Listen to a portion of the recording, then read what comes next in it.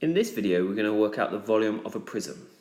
Now, the formula for a volume of a prism is the area of the cross-section times by the height or the depth of it. Okay, so let's see if we can work out the volume of these two shapes here. So the first thing I always do is a formula-based question. So the first step is to write out the formula. So this is V equals A for area times height.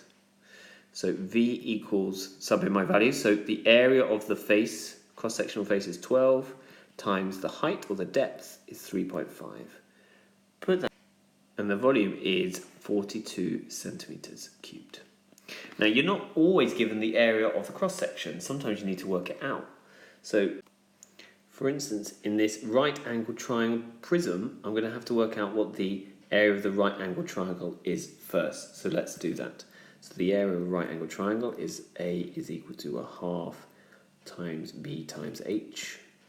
So A is equal to, well, the base is 75 and the height is 90.